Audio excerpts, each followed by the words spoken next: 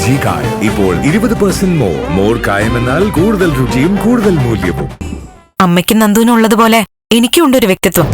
വളരെ അത്യാവശ്യമായ ഒരു കാര്യം ചർച്ച ചെയ്യാനാണ് ഞാൻ വിളിക്കുന്നത്. തെരഞ്ഞെടുപ്പ് മത്സരത്തിനെ കുറിച്ചുള്ള ഒരു പ്രധാന കാര്യം പറയാനാ.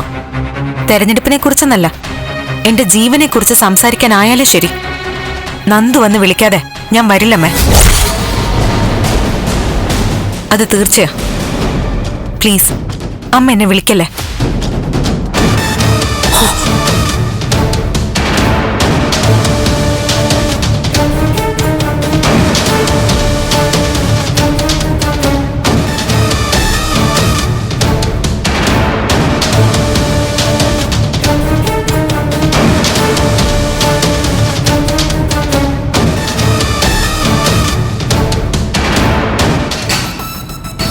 മാഡം, സിദ്ധാർത്ഥൻ സാർ ഇവിടെ എത്തിയിട്ടുണ്ട്. ഞാൻ ശ്രമിക്കാം മാഡം. അതല്ല, എനിക്ക് ഈ കാര്യങ്ങൾ പറയാനൊരു പരിമിതിയുണ്ടല്ലോ. ഓ, മന്ത്രി രാധാകൃഷ്ണനുണ്ട്. ആ, പറഞ്ഞിട്ടുണ്ടോ? എന്നാ ഞാൻ തുടങ്ങി വയ്ക്കാം. ഓ ശരി മാഡം. രാധാകൃഷ്ണ, തൽക്കാലം ട്രേഡ് യൂണിയന്റെ ചുമതല എന്റെ തലയെ കൊണ്ടിടരുത്. ഉപതെരഞ്ഞെടുപ്പ് കഴിഞ്ഞു നോക്കാം. സിദ്ധാർത്ഥൻ തന്നെ ട്രേഡ് യൂണിയന്റെ പ്രസിഡന്റ് ആവണമെന്നാ പാർട്ടിയുടെ തീരുമാനം. എന്തായാലും ഇലക്ഷൻ കഴിയുന്നവരെ മാറ്റിവെക്കാം. മിനിസ്റ്ററെ, എത്രയും പെട്ടെന്ന് തന്നെ ദേവികയുടെ നോമിനേഷൻ കൊടുക്കണം. KDF-ന്റെ സ്ഥാനാർത്ഥി ആരാണെന്ന് നോക്കിയിരിക്കണ്ട. സിദ്ധാർത്ഥൻ സാർ എന്ത് പറയുന്നു? അതൊക്കെ നേതൃത്വം തീരുമാനിച്ചോളും ത്യാഗരാജ. മുതിർന്ന നേതാക്കളുള്ളപ്പോ നമ്മളെപ്പോലുള്ള തികച്ചും ജൂനിയർ സംസാരിക്കാതിരിക്കുന്നതാ ഭംഗി. സാറ് എന്നെ കളിയാക്കിയതാണല്ലേ? സാരമില്ല, ഞാൻ നമ്മുടെ ഗുണത്തിന് വേണ്ടിയാ പറഞ്ഞത്.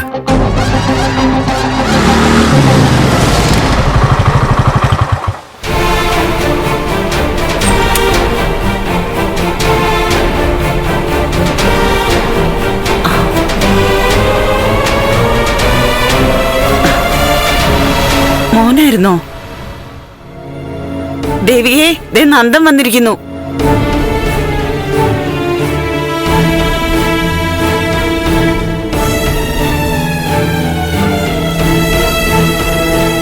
കേറി വാ മോനെ, അമ്മ ഒരു ചായ എടുക്കാം. വേണ്ട. എന്താ മോനെ ഇങ്ങനെ പിണങ്ങിയും ദേഷ്യപ്പെട്ടും? എത്ര നാളാ? അമ്മ അവളെ കൊണ്ട് വിളി, പോയിട്ട് തിരക്കുണ്ട്.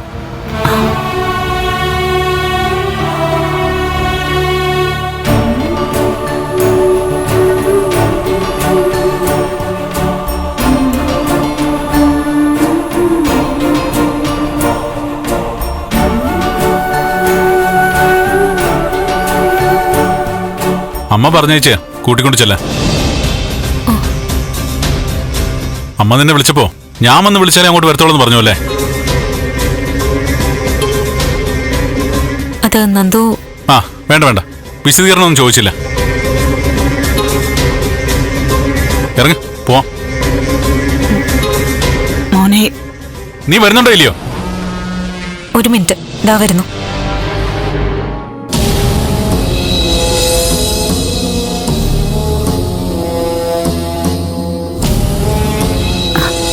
എന്തായാലും സന്തോഷായി മോനെ. കാര്യങ്ങളൊക്കെ ഒത്തുതീർന്നല്ലോ. ഒത്തുതീർന്നോ? അവിടെ എന്തോ സംസാരിക്കാനുണ്ട്. അത് കഴിയുമ്പോ ഇങ്ങോട്ട് തിരിച്ചു വരും. എന്ത് സംസാരിക്കാനാ ചേച്ചിയെ കൊണ്ടുവന്നേ? അത് ശാരിക്ക് അമ്മയെ വിളിച്ച് ചോദിക്കും, അല്ലെങ്കിൽ നിന്റെ ചേച്ചിയോട് ചോദിക്കും. മോനെ, ഞാൻ അവളുടെ ഭാഗം പറയാണെന്ന് തോന്നരുത്. അമ്മേ, ഞാൻ ദേവിയെ കൂട്ടിക്കൊണ്ടു പോകാനാ വന്നത്. എനിക്ക് ആരോടൊന്നും സംസാരിക്കാനുമില്ല, ഒന്നും കേൾക്കാൻ വേണ്ട. പക്ഷെ ചില കാര്യങ്ങൾ അറിയാൻ അവകാശം ഇല്ല നന്ദേട്ടാ. അറിയാനുള്ള അവകാശം നിങ്ങൾക്ക് മാത്രമല്ല, എനിക്കും ഉണ്ട്. അതൊന്നും സംസാരിക്കാനൊന്നും ശരിയാവില്ല. വേണ്ട. ത്യാഗരാജൻ പറഞ്ഞത് ശരിയാ സിദ്ധാർത്ഥൻ. എതിർ സ്ഥാനാർത്ഥി ആരാണെന്നുള്ളത് വിട്ടേക്കാം. ഇനി അപ്പുറത്ത് ആരായാലും നമ്മൾ ദേവികയെ മാറ്റി ചിന്തിക്കുന്നില്ലല്ലോ. അതെ സർ, നേരത്തെ നോമിനേഷൻ കൊടുത്തു കഴിഞ്ഞാൽ നമുക്ക് പൂർണ്ണ മനസ്സോടുകൂടി പ്രവർത്തനം തുടങ്ങായിരുന്നു. എന്നാ മന്ത്രി തന്നെ പ്രസിഡന്റിനോട് സംസാരിക്കും. ഞാൻ ഈ കാര്യത്തിൽ അഭിപ്രായം പറയുന്നത് ശരിയല്ല. അതിനെന്താ? സിദ്ധാർത്ഥൻ കൂടെ നിൽക്കുകയാണെങ്കിൽ ഇപ്പൊ തന്നെ സംസാരിക്കാം. പ്രസിഡന്റ് ദേശീയ നേതാക്കളുമായി ചർച്ച ചെയ്ത് തീരുമാനത്തിലെത്തിക്കോട്ടെ. അപ്പോ നമുക്ക് ഈ ധാരണയിൽ മുന്നോട്ട് പോകാം അല്ലേ സാർ? സിദ്ധാർത്ഥൻ വാ, പ്രസിഡന്റിനെ കണ്ട് സംസാരിക്കാം. താൻ വരണ്ട.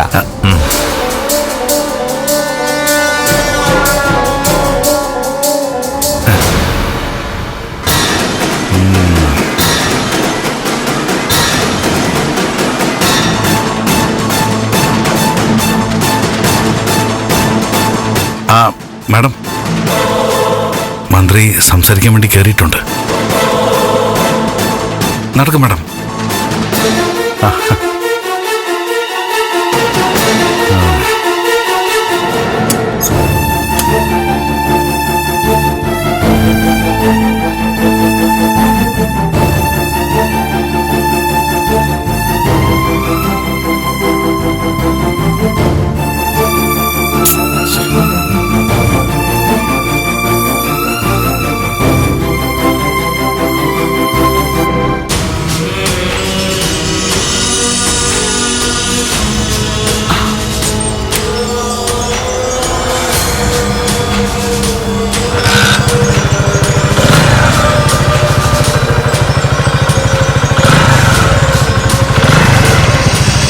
ഞാൻ പോയിട്ട് വരാമേ. എന്താ മോളെ, കാര്യം എന്താന്ന് അറിയില്ലല്ലോ. അറിയില്ലമ്മേ, എന്തെങ്കിലും പ്രധാനപ്പെട്ട കാര്യം പറയാനായിരിക്കും. ഞാൻ എന്തായാലും പോയിട്ട് വരാം. ചിലപ്പോൾ എല്ലാം ഇതുകൊണ്ട് തീരുമായിരിക്കും. നോക്കാം.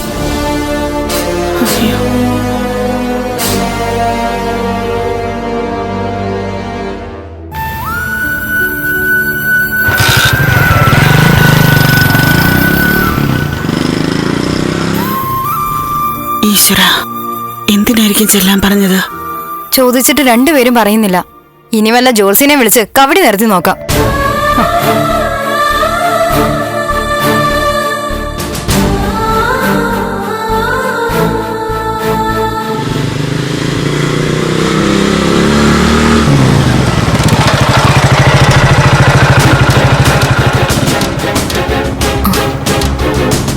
മാറിക്കങ്ങോട്ട്, ഞാൻ പോട്ടെ. നന്ദു വരുന്നില്ലേ? എങ്ങനെ? ഞാനെല്ലാം മറന്നും പുറത്തും തിരികെ കൂട്ടിക്കൊണ്ടുവന്നാണോ വിചാരിച്ചേ? ആ തോന്നൽ വേണ്ട. അമ്മയ്ക്ക് വേണ്ടിയാ ഞാൻ നിന്നെ വിളിച്ചോണ്ട് വന്നത്. ഞാൻ തന്നെ നേരിട്ട് വന്ന് വിളിച്ചാലേ തമ്പുരാട്ടി ഇങ്ങോട്ട് എഴുന്നള്ളൂ എന്ന് വാശി പിടിച്ചതായി അമ്മ പറഞ്ഞു. അങ്ങനെ ഗതികേട് കൊണ്ടുവന്ന് വിളിച്ചതാ. ഇവിടെ താലപ്പൊലിയൊന്നുമില്ല, നേരെ കയറി അങ്ങ് പോയാ മതി. ഇങ്ങോട്ട് മാറി നിൽക്കാൻ.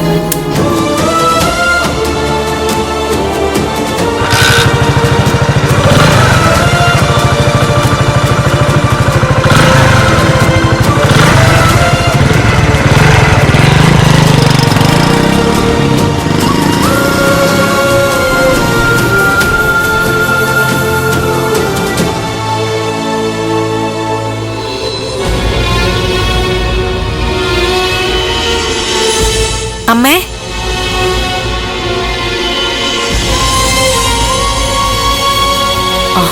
മോള് വന്നോ? എന്നിട്ട് നന്ദൻ എവിടെ? നന്ദു എന്നെ ഇവിടെ ആക്കിയിട്ട് തിരിച്ചുപോയി. അമ്മ ക്ഷമിക്കണം. നന്ദു വന്ന് വിളിച്ചാലേ ഞാൻ ഇങ്ങോട്ട് വരുമെന്ന് പറഞ്ഞത് വാശി കാണിച്ചതല്ല. അതെന്റെ അഭിമാനത്തിന്റെ പ്രശ്നമായിരുന്നു. എനിക്ക് മനസ്സിലാവും. ഞാൻ നിന്നെ കുറ്റപ്പെടുത്തില്ല. ദേവികെ, നിനക്കറിയല്ലോ, എന്റെ മനസ്സാകെ തളർന്നിരിക്കുക. എന്റെ മാത്രമല്ല, ഈ കുടുംബത്തിലെ എല്ലാവരുടെയും. ഇപ്പൊ ഞാൻ നിന്നെ വരുത്തിയത് ഒരു പ്രധാനപ്പെട്ട കാര്യം പറയാനാ. പറയാനല്ല, അപേക്ഷിക്കാൻ. അത് നീ അംഗീകരിക്കണം. എന്താ അമ്മേ? ഈ തെരഞ്ഞെടുപ്പിൽ നീ മത്സരിക്കരുത്.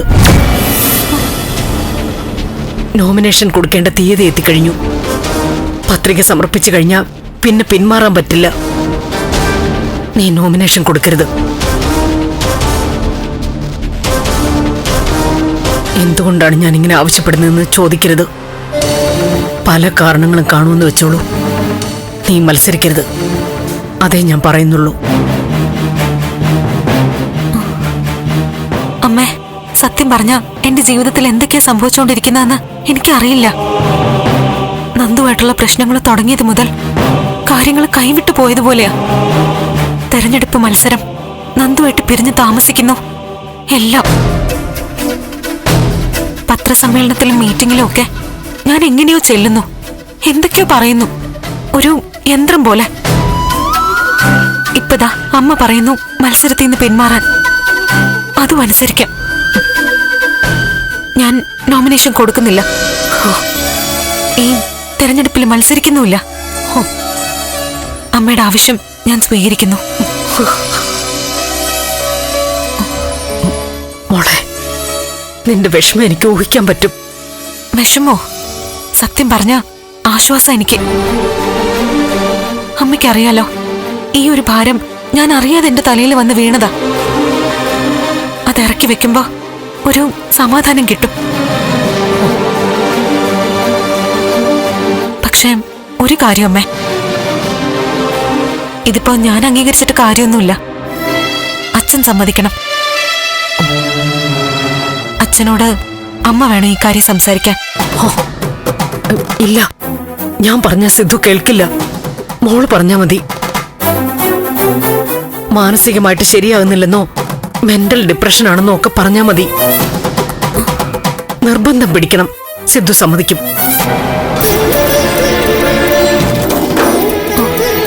അച്ഛനോട് എനിക്ക് പറയാനാവില്ലമ്മേ. ഞാൻ MLA ആവുന്ന കാണാൻ കാത്തിരിക്കുക അച്ഛൻ. ഊണും ഉറക്കമില്ലാതെ അച്ഛൻ തെരഞ്ഞെടുപ്പ് രംഗത്തേക്ക് ഇറങ്ങിക്കഴിഞ്ഞു. നാട് മുഴുവനും അറിഞ്ഞു. പ്രവർത്തകര് ചുമരെഴുത്തും പോസ്റ്റർ ഒട്ടിക്കലും പല ഭാഗത്തും തുടങ്ങിക്കഴിഞ്ഞു. ഈ സമയത്തൊരു പിന്മാറ്റം ബാധിക്കാൻ പോകുന്നത് അച്ഛനെയാ. ഞാൻ മത്സരിക്കുന്നില്ലെന്ന് അച്ഛന്റെ മുഖത്ത് നോക്കി പറയാൻ എനിക്കാവില്ലമ്മേ. പിന്മാറാം, അത് എളുപ്പമാ. പക്ഷെ അച്ഛനോട് അമ്മ തന്നെ പറയണം. ഞാൻ പറഞ്ഞാൽ സിദ്ധു സമ്മതിക്കില്ല ദേവിക. അതൊന്നും എനിക്കറിയില്ലമ്മേ. അച്ഛനോട് ഞാൻ ഈ വിഷയം സംസാരിക്കില്ല. ആ, മനസ്സിലായി. എന്താ അമ്മേ? എനിക്ക് സിദ്ധുവിനെ കൊണ്ട് ഈ കാര്യം അംഗീകരിപ്പിക്കാൻ പറ്റില്ല എന്ന് നിനക്ക് വ്യക്തമായിട്ടറിയാം. അത് മനസ്സിലാക്കിയല്ലേ നീ എന്നെ ഇങ്ങനെ വെട്ടിലാക്കുന്നത്? അമ്മ അങ്ങനെ അങ്ങ് ഉറപ്പിച്ച ഞാൻ പിന്നെ എന്ത് ചെയ്യാനാ?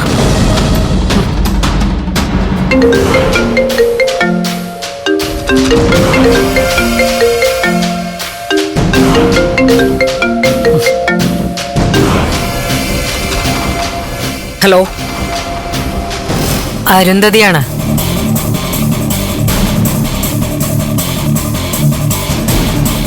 Hello madam. എന്തു വേണം നിനക്ക്? അല്ല, തെരഞ്ഞെടുപ്പിൽ ദേവികയുടെ സ്പോൺസർ ഞാനാണെന്നറിഞ്ഞ സ്ഥിതിക്ക് ദേവികയുടെ സ്ഥാനാർത്ഥിത്വം മുടക്കാൻ പ്രഭാവതി എന്ത് വൃത്തികെട്ട കളിയും കളിക്കുമെന്ന് എനിക്കറിയാം. അതിനൊന്നും ശ്രമിച്ച് നാണം കെടണ്ടാന്ന് മുന്നറിയിപ്പ് തരാൻ വിളിച്ചതാ.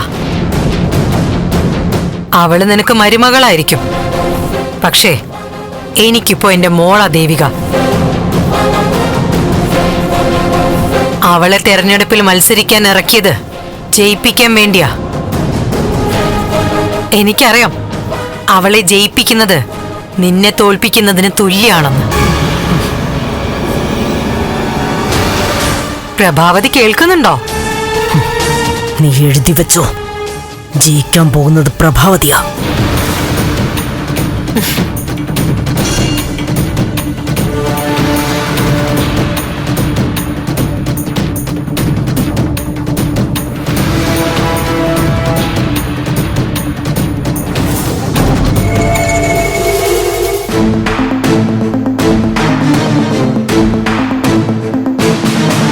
അമ്മേ, നീ മത്സരിക്കാനില്ല എന്ന് സിദ്ധുവിനോട് പറയണം. അമ്മ ഞാൻ ശാന്തമായിട്ട് ആലോചിക്കേ. ഒരു തീരുമാനം ഉണ്ടാക്കിയിട്ട് മതി ഇനി എന്തും.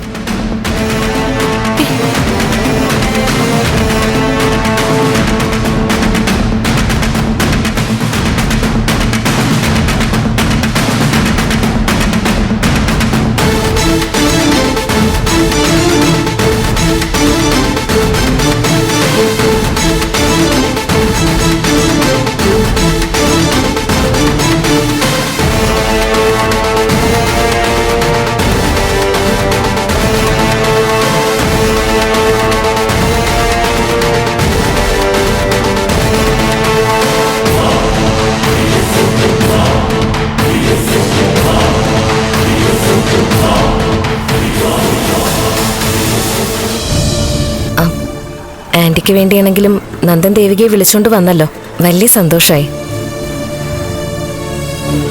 പക്ഷേ വീടിന്റെ മുമ്പിൽ ഇറക്കിയിട്ട് വന്നത് ശരിയായില്ല.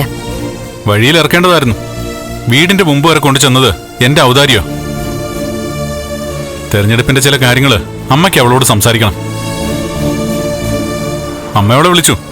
അപ്പൊ ഞാൻ തന്നെ ചെന്ന് കൂട്ടിക്കൊണ്ടുവരണമെന്ന് അവളുടെ ഡിമാൻഡ്. അങ്ങനെ പോയതാ.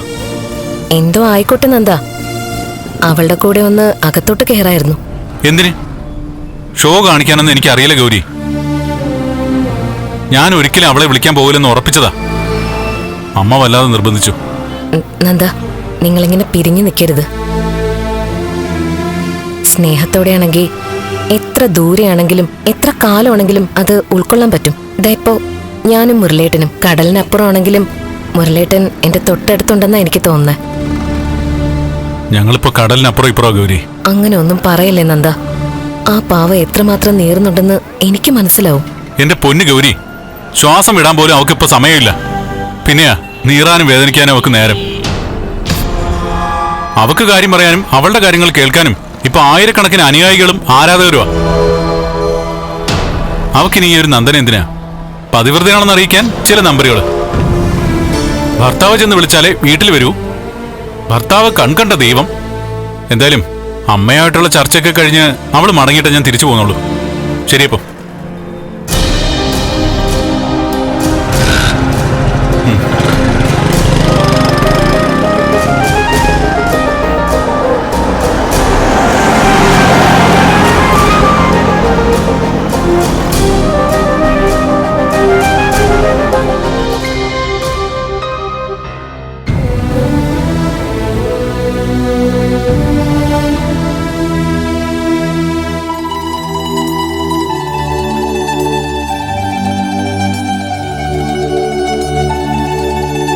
ദേവിക, നീ എന്ത് തീരുമാനിച്ചു? അച്ഛനോട് പറയാൻ എനിക്ക് ധൈര്യമില്ലമ്മേ.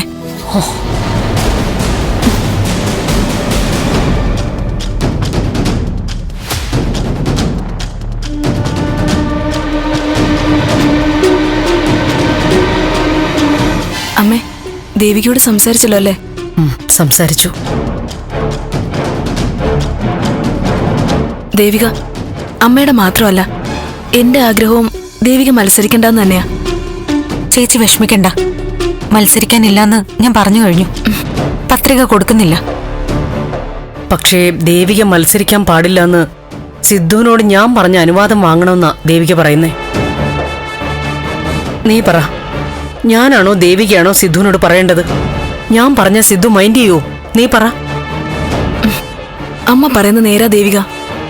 അച്ഛന്റെ പിൻഗാമിയായിട്ടാ അച്ഛൻ നിന്നെ കാണുന്നേ. കുടുംബത്തിൽ നിന്ന് ഒരാൾ രാഷ്ട്രീയത്തിൽ വന്നതിന്റെ സന്തോഷത്തിലെ അച്ഛൻ. അതുകൊണ്ട് തന്നെ നിന്നെ മത്സരിപ്പിക്കരുതെന്ന് മറ്റാരെങ്കിലും പറഞ്ഞാ അച്ഛൻ വയലന്റ് ആവും. നീ പറഞ്ഞു ബോധിപ്പിച്ചാ മതി.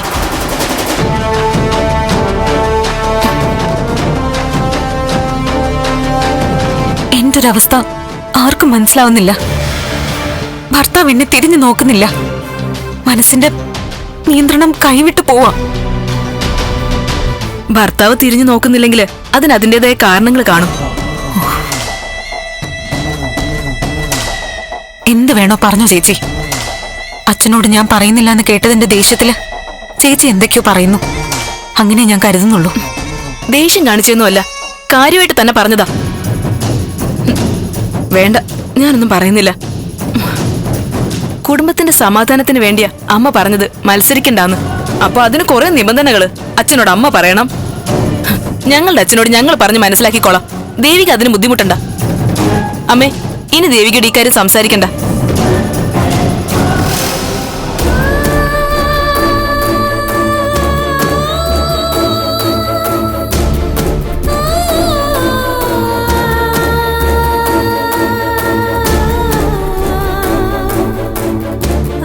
നിന്നെ എന്തുമാത്രം സപ്പോർട്ട് ചെയ്തവരാ ഞങ്ങളെന്നറിയാലോ.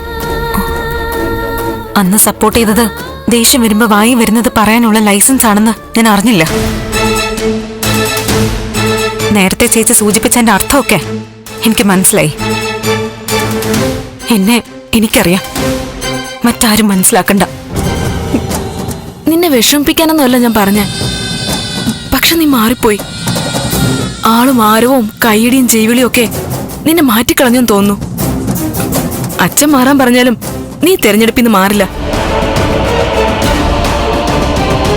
LG കായം ഇപ്പോൾ 20% മോർ കായം എന്നാൽ കൂടുതൽ രുചിയും കൂടുതൽ മൂല്യവും.